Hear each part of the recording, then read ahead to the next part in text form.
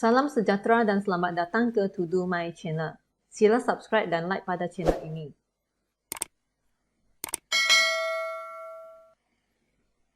Hari ini kita akan bincang latihan buku teks matematik KSSM tingkatan 4 iaitu latihan praktis kendiri 3.2b pada muka surat 77. Okey, mari kita mula. Adakah hujah di bawah sah dan munasabah sekiranya tidak berikan justifikasi anda? Soalan 1. Premis 1. Semua gandaan 5 ialah gandaan 10. Perhatikan ada perkataan semua di sini. So, terbuktilah ini adalah hujah bentuk 1. Oleh itu, untuk premis 1, semua A ialah B. Maksudnya, ini ialah A, ini ialah B. Oleh itu, premis kedua sepatutnya ialah C ialah A. Jadi, ini ialah C. Ini ialah A. Kesimpulannya ialah C ialah B. Jadi, 35 ini ialah C. Gandaan 10 ini adalah B. Oleh itu, ia mematuhi bentuk 1. Jadi, jawapannya adalah sah. Lepas itu, kita kaji kebenaran premis dengan kesimpulannya. Didapati bahawa untuk premis 1, semua gandaan 5 ialah gandaan 10 adalah sesuatu yang palsu. Kenapa? Sebab 15 ini boleh dibahagi tepat dengan 5.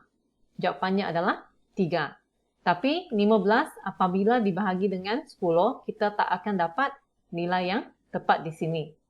Jadi, itu adalah sesuatu yang palsu. Begitu juga dengan kesimpulan ini adalah palsu. Sebab 35 tidak dapat dibahagi tepat dengan 10.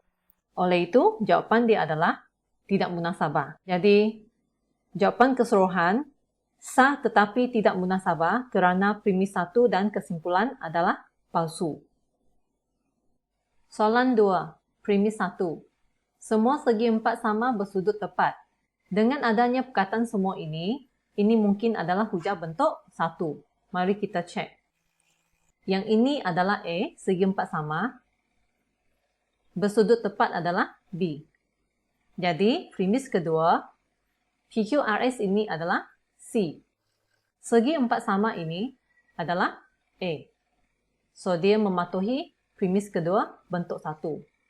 Lepas itu, kesimpulannya PQRS adalah C. Bersudut tepat adalah B. Oleh itu, perhatikan ia mematuhi bentuk 1. Jadi, ini adalah sesuatu yang sah.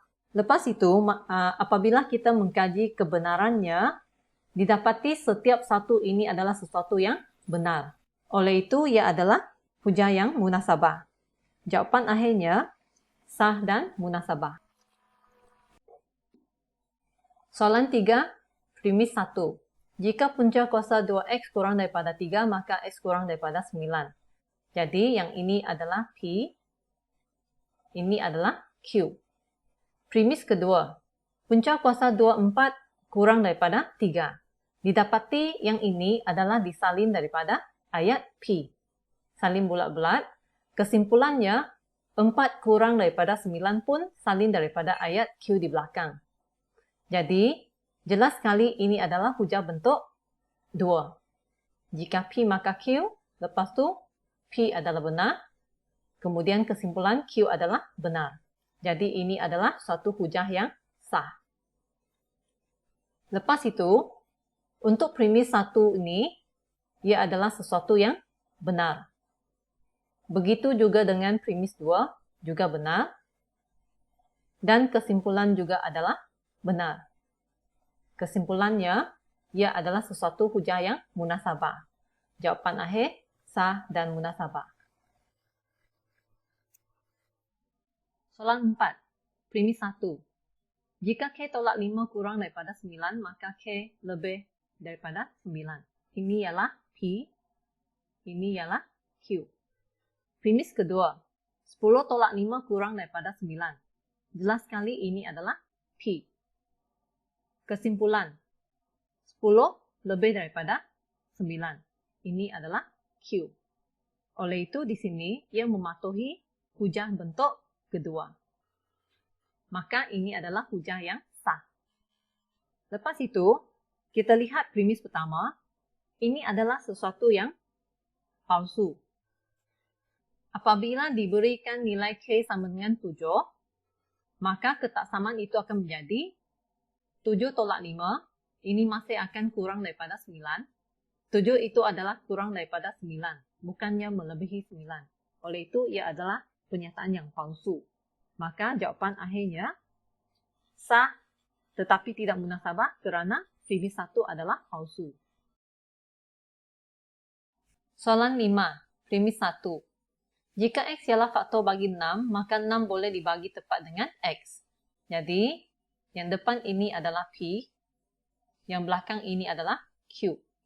Premis kedua, 6 boleh dibagi tepat dengan 3. Perhatikan ini, dia salin daripada ayat Q belakang. Kesimpulan, 3 ialah faktor bagi 6. Ini disalin daripada ayat depan iaitu P. Kalau kita banding dengan bentuk kedua, didapati ia tidak mematuhi bentuk kedua ini. Sebab bentuk kedua, premis kedua, P dahulu. Kesimpulan adalah Q. Dan dia tidak buat sebarang penafian seperti bentuk ketiga di sini. Jadi, maksudnya, ini adalah hujah yang tidak sah. Apabila kita kaji kebenarannya, didapati setiap premis dengan kesimpulan ini adalah sesuatu yang benar. Oleh itu, ia adalah hujah yang munasabah. Jawapannya, tidak sah tetapi munasabah kerana tidak mematuhi bentuk hujah deduktif yang sah. Soalan 6, premis 1. Jika L1 selari dengan L2, maka keturunan L1 sama dengan keturunan L2. Yang ini adalah P, ini adalah Q. Premis kedua. Keturunan L1 tidak sama dengan keturunan L2. Ini disalin daripada ayat belakang Q, lepas tu dia buat penafian. Kesimpulan, L1 tidak selari dengan L2.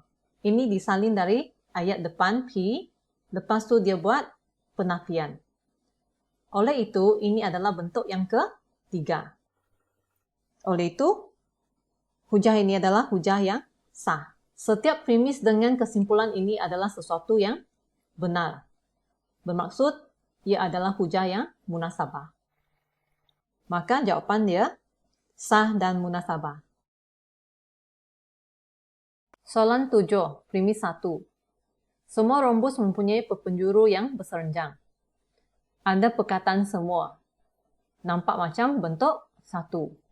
Jadi, rombus ini ialah A. Mempunyai perpenjuru yang berserenjang ini adalah B. PQRS C. Mempunyai perpenjuru yang berserenjang. Ini ialah B pula. Lepas itu yang ni C. Rombus ini adalah A. Jelas sekali dia tidak mengikut bentuk 1 ini untuk premis 2 dengan kesimpulannya. Jadi ini adalah hujah yang tidak sah. Apabila kita mengkaji kebenaran premis dengan kesimpulan, didapati bahawa premis 1 dengan 2 adalah benar, tetapi kesimpulan adalah palsu. Kerana contohnya lelayang mempunyai perpenjuru yang berserenjang, tetapi bukan rombus. Oleh itu jawapannya tidak sah kerana tidak mematuhi bentuk hujah deduktif yang sah, tidak munasabah kerana kesimpulan adalah palsu. Soalan 8, premis 1. Jika X nombor genap, maka 3X nombor genap. So, yang ini adalah P, yang belakang ini adalah Q. Premis kedua, 3X bukan nombor genap. Ini disalin daripada ayat Q, lepas tu dibuat penafian.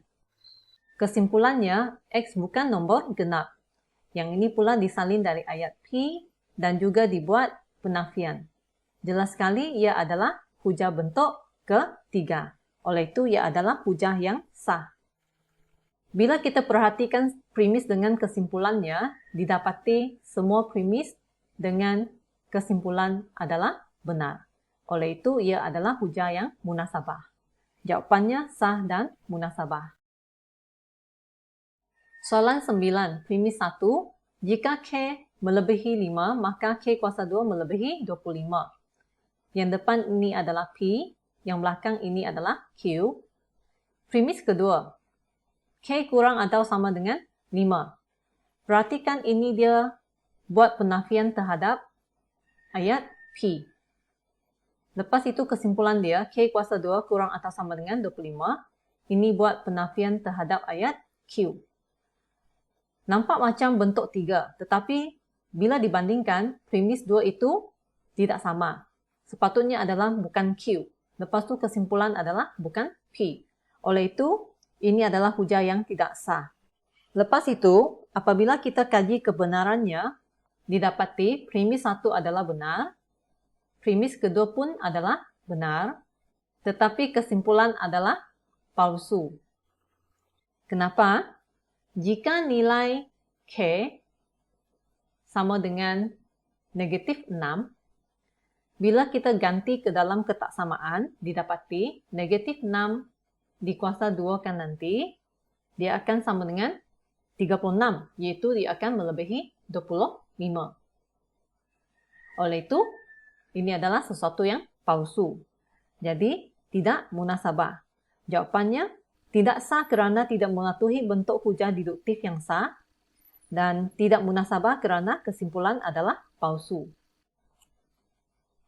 Soalan 10, premis 1. Semua kubus ialah kuboid. Ada perkataan semua. Mungkin bentuk 1. Jadi, kubus ialah A, kuboid ialah B. Premis kedua, objek P ialah kubus. Objek P ini adalah C. Kubus tadi ialah A. Kesimpulan, objek P ialah kuboid. Objek P ini ialah C. Kuboid ialah B. Jadi terbukti yang mematuhi hujah bentuk 1.